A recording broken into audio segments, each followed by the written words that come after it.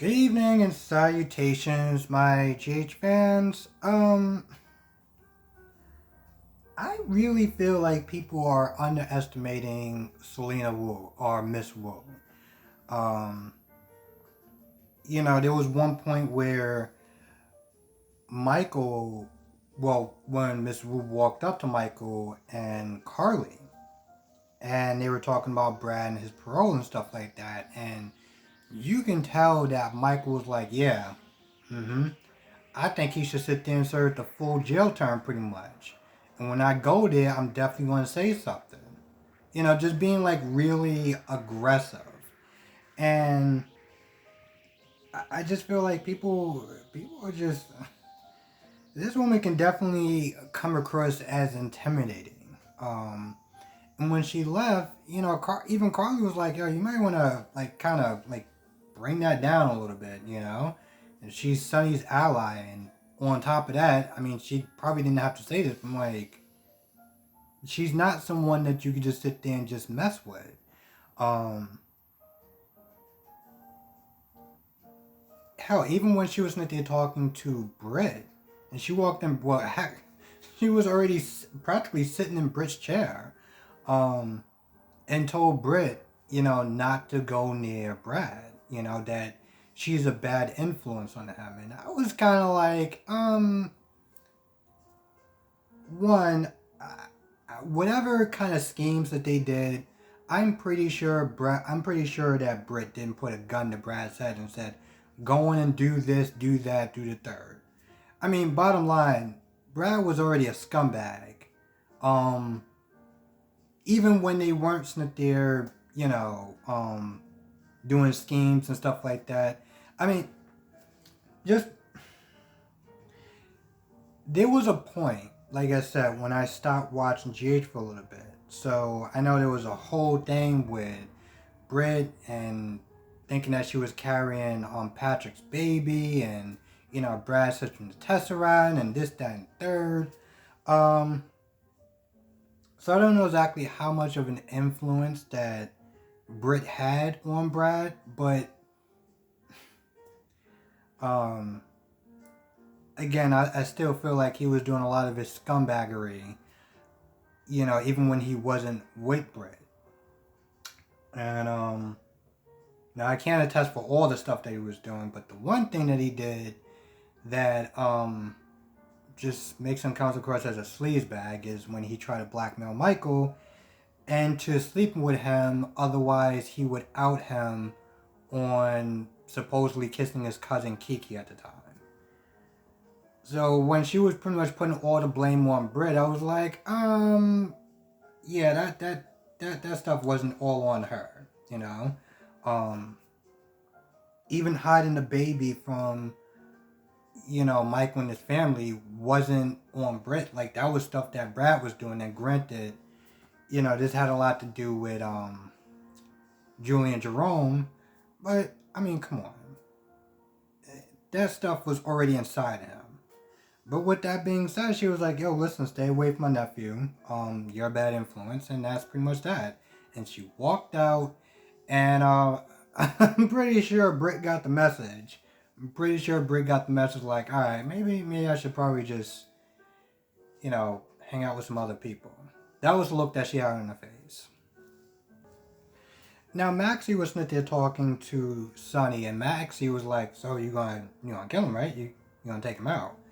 And Sonny was like, "No, he should live because he may know the whereabouts of your daughter." And Maxie almost seemed like she was gonna slip, like, "No, no, no, he doesn't. I know he doesn't." But she couldn't reveal how, so she was like, "Oh, you gotta sit there and kill him for Jason and your family and other people's families. You gotta sit there and do it." Like, just trying to get him to, goad him into, killing him. But with that being said, they leave, and I guess Sonny's back at his office, so Mrs. Wu goes to pay him a visit. I guess maybe Sonny called her or whatever. Anyway, Sonny was like, "Listen, I need you to do me a favor." And he pretty much was like, "I need you to sit there and take out Peter." He's like, "I would do it, but, me and him, it's just not going to work. And I kind of need you to, handle that for me." So Mrs. Wu is like, all right, listen, I do you this favor, and you're gonna have to sit there and do one for me. Um, you're gonna have to sit there and pull some strings. This way, you know, you can get my nephew released. And Sonny once again was like, I can't do it because of my family and Michael and everything that Brad did, and I'm with it. I'm with it. I know. Here's the thing. I know because I said this before, and I know a lot of people disagree with me. But I get that he doesn't want to betray his family as far as pulling some strings for Brad because of everything that he did. But this is business, you know. Again, Mrs. Wu didn't actually have to warn Jason and Carly about the bomb. Like, she did it. I mean, granted, yeah, she probably did it for her own self-interest and kind of realized that Cyrus is not someone to be trusted and it's better to trust Jason, Sonny or whatever, but still, she did that.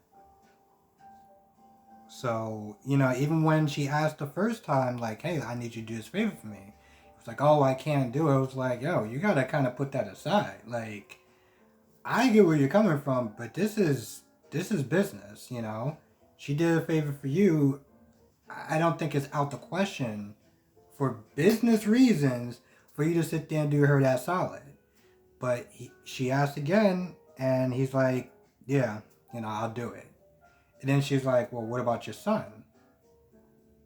And I'm sitting there thinking that I thought that she was going to ask Sonny to have her son, not go in there and be all like, oh, this, that, and the third or whatever to kind of like mess up his parole. I thought that she was going to do that. And to be honest, if she did ask him to do that, I thought that Sonny probably should have been like, all right, yeah, I'll do it. Because now you're sitting there asking her to kill Peter, and if, this whole thing goes back, like, somehow it's found out. She's going to be looking at murder.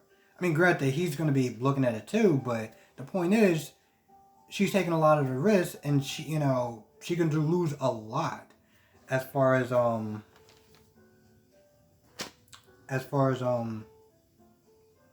she could be facing. So I felt like it wouldn't have been out the question for her to sit there and ask, I need you to sit there and back off your son, or have your son back off. But she was like, all right, fine, whatever. He's gonna go in there and talk, but you need to sit there and do your part. And then Sonny being arrogant as he is, I mean, granted, I get what he was there trying to say. He's like, listen, if your nephew comes anywhere near my grandson, it's going to be consequences. But now I'm sitting there thinking, if the reverse happened and somebody threatened Michael, same scenario, somebody sit there and threaten Michael, I'm pretty sure Sonny would not be too happy about it. Hell, Sonny would be ready to sit there and put hands on somebody if they even sit there and think about threatening one of his family members. So, I'm sitting there looking at that. I'm like, you going around and you're threatening her nephew right in front of her face like she's just going to be cool about it. The fact that she walked away with, like, grace or whatever, like, all I'm saying is, Sonny's my guy. But if Miss Wu would have to sit there and put him in his place, I'm all for it. I'm all for it. Everyone knows that Sonny can be arrogant, but just saying, if she puts him in his place, I'm going to actually be cool with it. Nina blames herself for Jason's death, saying that she would have told, the cops or whatever, it might have went a little bit differently. And that's true. It might have went differently. It might have went differently. It might have not went differently. But, when Scott left the room, this is after Britt was there and Scott and Liesl were, being on PDA or whatever, which was making Britt uncomfortable, which I thought was pretty funny. The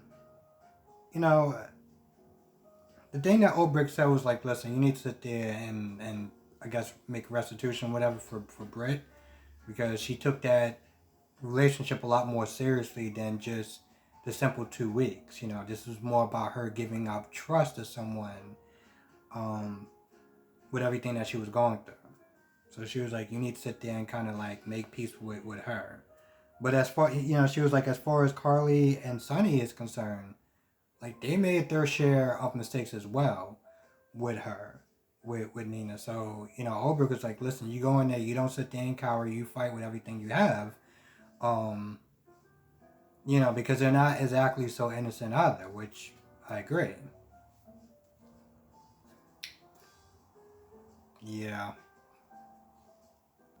I was like, what else am I forgetting? Oh, and that's the assassin that comes in and tries to choke the life out of Martin Gray, which only got stopped by. At first, I thought that Laura was gonna overhear the commotion that was going on in the living room, but she didn't. It was the agent, because I guess like they started knocking over stuff, so like the agent was like, 1 second. I guess some stuff started getting knocked over, so the agent was like, "Is everything okay?" Um, and that's when she was about to pick up the gun to shoot the agent, but between Martin Gray trying to take out the agent, that's when Laura came up and, I guess took a frying pan or something.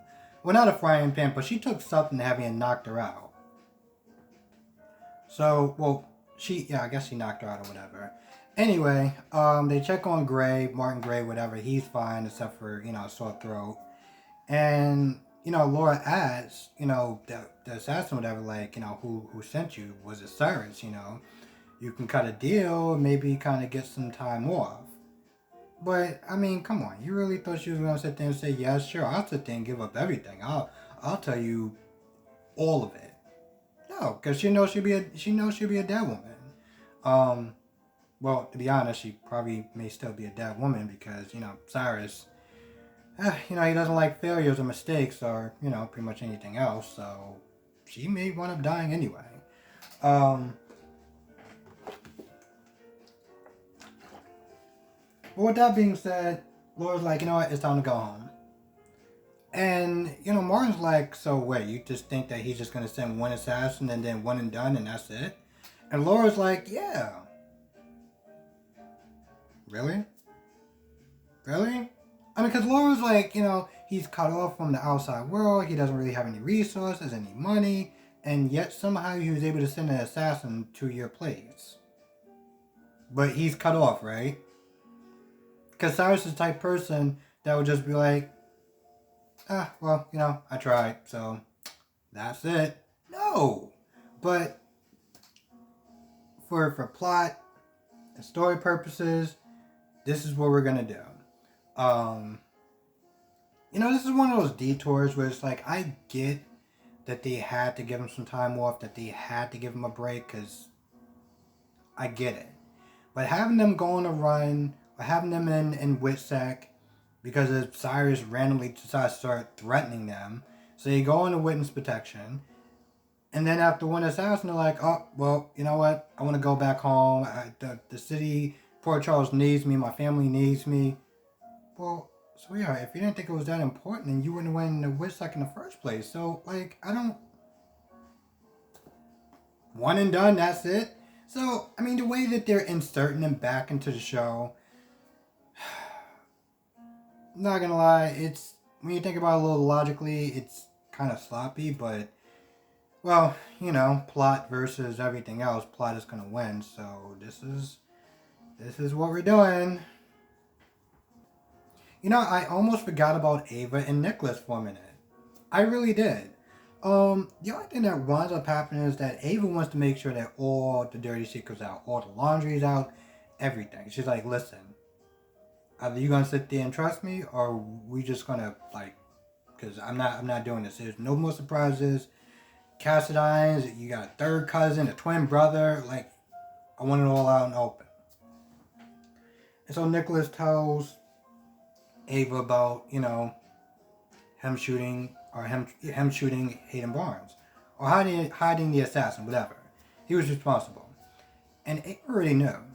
Ava already knew, and the reason why Nicholas didn't tell her is because, listen, if I go to jail, I don't want you to sit there and be an accessory.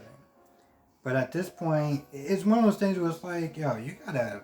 I get what he was trying to do, but this kind of gotta be an all or nothing kind of like thing. This is not gonna work.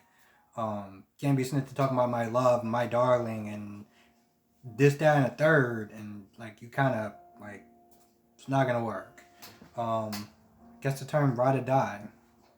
Um, but yeah, so he tells her, and now they're in a better place. Now, because she's already unsettled by Victor just showing up and him just being there, and her not really knowing about it until like the last minute. So that's why she's like, all right, we gotta talk. I mean, that's not what she did.